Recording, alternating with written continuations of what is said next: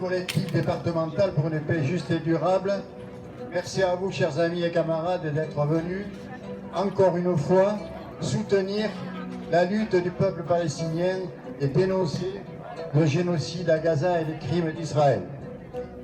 Alors nous avons décidé de marquer cette journée par la ligne rouge. Depuis des décennies, Israël a franchi une à une toutes les lignes rouges tracées par le droit international, par la conscience humaine, par l'idée même de justice.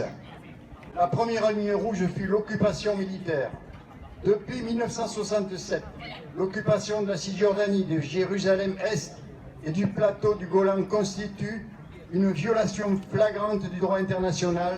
La deuxième ligne rouge, ce sont les colonies, la colonisation des territoires occupés, interdite par la 4e Convention de Genève et pourtant encouragée, financée, protégée par l'État israélien. La troisième ligne rouge fut le blocus.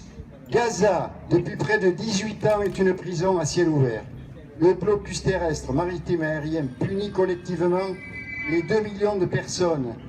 Le droit international humanitaire interdit ces punitions collectives, mais Israël les impose avec constance, privant une population entière d'eau, d'électricité, de médicaments, de liberté. La 4e ligne rouge, ce sont les attaques contre les civils, bien sûr, les bombardements massifs, les destructions d'écoles, d'hôpitaux, d'universités, d'infrastructures vitales. Le massacre de 70 000 Palestiniens, dont plus de 17 000 enfants à Gaza, et de plus de 1000 en Cisjordanie. Le droit international humanitaire exige la protection des civils en temps de guerre. Cette ligne rouge, Israël l'a effacée sous les bombes et les tirs des snipers. La ligne rouge à Gaza, bien sûr, le crime de génocide. Le droit international est clair. Le génocide, c'est l'intention de détruire, en tout ou en partie, un groupe national, ethnique ou religieux. Ce n'est pas un mot de colère, c'est une définition juridique. Et c'est exactement ce que vit le peuple palestinien aujourd'hui. Cela signifie que la communauté internationale ne peut plus détourner les yeux, car le crime des crimes est en cours. Et en Cisjordanie et en Israël, c'est une autre ligne rouge, l'apartheid. Un système de domination, de ségrégation, des routes interdites aux Palestiniens, des murs, des lois différentes selon l'origine, un crime contre l'humanité reconnu par les organisations internationales. Dernière ligne rouge, le mépris du droit international. À force d'impunité, Israël piétine non seulement les droits des Palestiniens, mais aussi l'autorité même du droit international. Alors oui, Israël a franchi toutes les lignes rouges du droit international. Ces lignes rouges ont été traversées, effacées, méprisées par Netanyahou et son armée génocidaire. Et aujourd'hui, elles sont devenues rouges du sang des Palestiniens. Un sang versé dans l'indifférence des puissances occidentales. En premier lieu, les États-Unis, l'Europe et la France.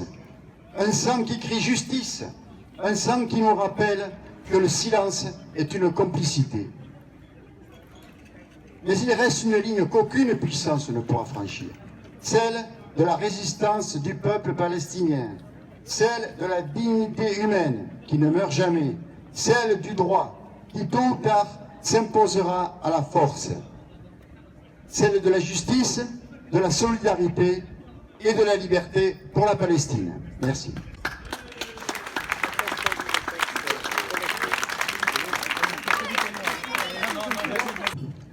Les images terribles de la famine à Gaza sont maintenant connues du monde entier. Cette famine, sciemment organisée par l'État d'Israël, alors que les secours attendent depuis des mois dans les pays voisins, s'ajoute aux bombardements incessants qui visent délibérément la population civile. Femmes, enfants, médecins, secouristes, journalistes, artistes. Il s'ajoute à la destruction totale de toutes les infrastructures vitales, au massacre commis par l'armée israélienne contre les personnes qui tentent de se procurer de la nourriture dans de prétendus centres de distribution contrôlés par Israël et les États-Unis. Les témoignages qui nous parviennent sont terribles. La faim, la soif, le manque de médicaments et les bombardements font des ravages. Les enfants sont en première victime et toute la population est maintenant menacée de mort. En Cisjordanie, dont Jérusalem-Est, la population est assiégée, déplacée de force, menacée par les colons et l'armée israélienne. Et l'expansion des colonies se poursuit sans relâche. Et l'État d'Israël continue à bombarder en toute impunité le Liban et la Syrie, sans compter l'Iran, prétendant placer sous sa botte l'ensemble du Moyen-Orient. Le collectif national pour une paix juste et durable entre Palestiniens et Israéliens dénonce depuis des mois la guerre génocidaire menée par l'État israélien contre le peuple palestinien. Dans une impunité totale, avec l'appui actif des États-Unis et en l'absence de sanctions de l'Union européenne, l'État d'Israël viole en permanence le droit international et ne fait pas mystère de son projet de déporter ou d'éliminer la population palestinienne. C'est une honte pour l'humanité qui va durablement marquer notre siècle.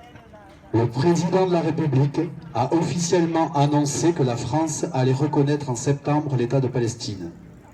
Nous prenons acte de cette décision, de sa portée politique et de son caractère irrévocable, en observant qu'elle arrive bien tard et que les engagements demandés préalablement à la partie palestinienne sont totalement asymétriques.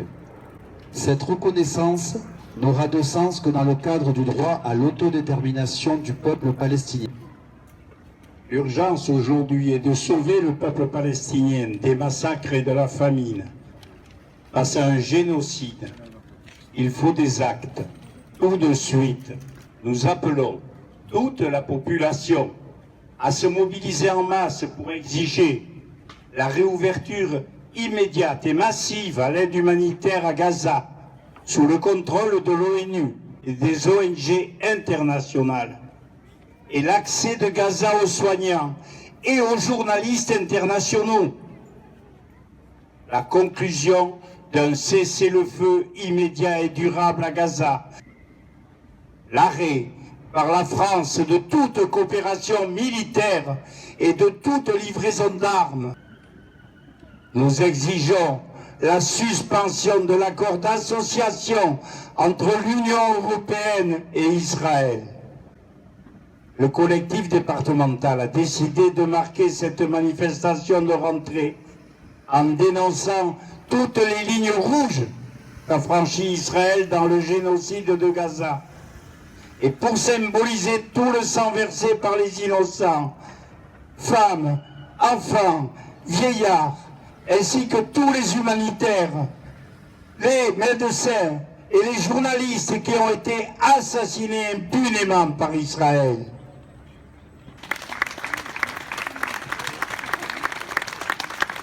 Merci aux organisations pour cette déclaration. Nous allons passer maintenant dans le micro, comme d'habitude, à nos amis d'Urgence Palestine. Bonjour et merci d'être là. Je voulais dire, puisqu'on a parlé de la reconnaissance de la Palestine par Emmanuel Macron, que il y a des chiffres qui sont sortis hier par le ministère des Armées, que Israël a commandé 27 millions d'euros d'armes à la France et que c'est donc un niveau record depuis 2017. Les Palestiniens nous alertent depuis des semaines et des mois. L'urgence à Gaza est absolue. Des centaines de personnes sont tuées par l'armée coloniale sur les points de distribution d'aide alimentaire. Des enfants squelettiques, des cris, des pleurs de tout un peuple n'ont pas suffi à ce que l'Occident colonial et raciste sanctionne son rejeton, qui est le régime génocidaire sioniste. L'objectif affiché par les sionistes et complices en France, comme partout dans le monde, est l'anéantissement de la lutte armée palestinienne. À Khan Younes, à Jabalia, à Rafah, partout. Vive la résistance anticoloniale. Vive la Palestine libre! Vive la résistance du peuple palestinien et vive la résistance du peuple palestinien et vive la résistance du peuple palestinien et vive la résistance du peuple palestinien et vive la résistance du peuple palestinien. Vous savez que la flottille de la liberté, la flotte de la liberté, l'armada on va même dire, est sur la Méditerranée prête à rejoindre Gaza dans 3-4 jours, si le temps le permet bien sûr. 30 bateaux sont partis de Barcelone, 30 autres partent de Tunis pour les rejoindre.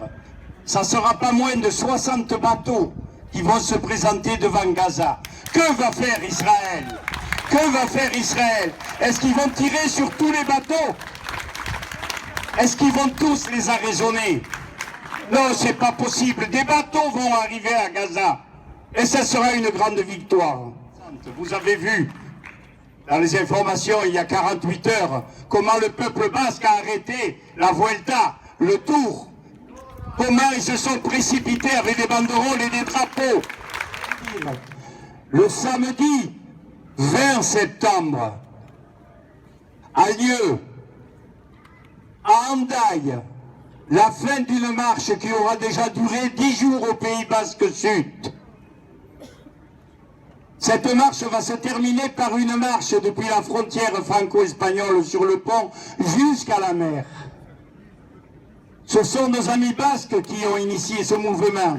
Et la FPS, Sudland et Pays Basque se joignent avec nous à ce mouvement. Et nous appelons toutes les organisations qui le peuvent à se joindre à cette manifestation. Une autre nouvelle, si vous avez suivi l'actualité au Festival de Venise, il s'est passé quelque chose d'extraordinaire.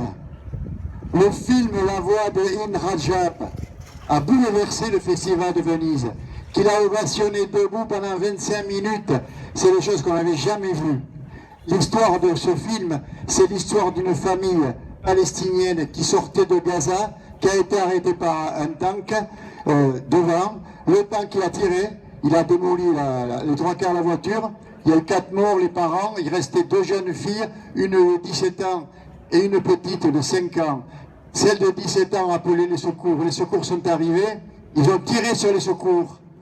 Il restait la petite de 5 ans qui, avec son téléphone portable, a continué à informer le Croissant-Rouge. Et tout a été enregistré. C'est à partir de là qu'a été fait un film bouleversant. Et sur la voix réelle de la petite fille, la famille a été d'accord pour montrer comment l'armée israélienne assassine les Palestiniens à Gaza. Il y a eu 250 impacts de balles retrouvés sur la voiture qui est restée 5 jours au soleil avant que les familles et les secours palestiniens puissent les sortir. Voilà la réalité de l'armée la plus morale du monde. Israël est un terroriste. Israël est un terroriste.